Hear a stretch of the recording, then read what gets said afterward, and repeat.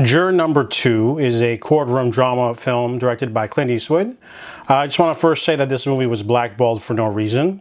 Clint Eastwood has made lots of money for Warner Brothers, but they decided to only release this movie in 50 theaters throughout the entire United States, when an average movie usually gets about 2,400.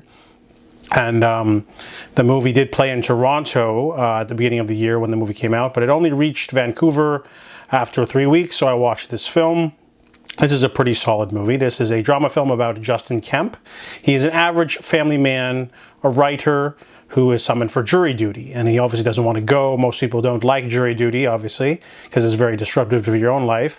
However, his wife is in the third trimester of a very risky pregnancy, and he wants to, be there for her. He doesn't want to go to this thing. However, while he's cleared to go into the jury, he finds out the case is going to be about a woman who died near an old quarry road, and the body was thrown over the side of a creek, instant death.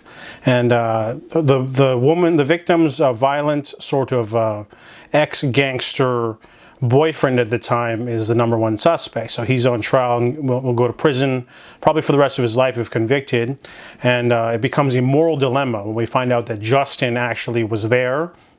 He might have actually hit her with the car in a hit and run and knocked her over into the creek. So he at first he's not sure what to do. However, he contacts a lawyer friend of his who tells him essentially, if you do come forward, you're boned. They will just come after you and give you the sentence that the man on the stand will.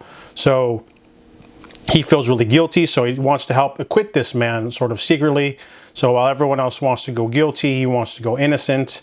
And he ends up being a sort of 12 Angry Men, but repackaged in a new way, because we're introducing the more sort of personal connection of him being the one who did it. So the movie has great performances. It flows really well.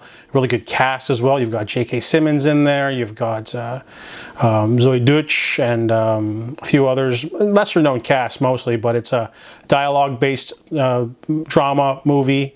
Really good cast. I was riveted, to be honest. This movie is just people talking in rooms.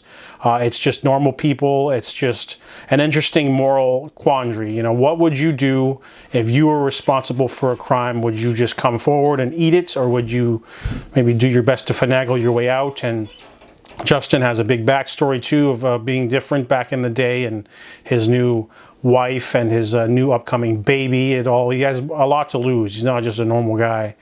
But the movie feels universal. This movie could have easily been filmed in the 30s or the 50s and still worked. That's how well the plot is built around, and it definitely owes something to 12 Angry Men. But still a really strong film overall. I really enjoyed it. The only flaw I had with the movie, which is annoying, there was a false alarm, fire alarm that happened right in the last climax, the most emotional part of the film had this annoying ringing, and I thought it was maybe something in the film, like a clock or something, but it just kept going for a full 2 minutes, and I thought Clint Eastwood maybe lost it, and he was like, why are you putting a ringing in this dialogue scene? But other than that, though, the movie's pretty strong. If it had any other weaknesses, I'd say that obviously there are certain choices that characters make that extend the movie or end the movie, but it doesn't happen. But definitely has a really good cast. Worth checking out if you like drama films. I give Juror number 2 a 7 out of 10.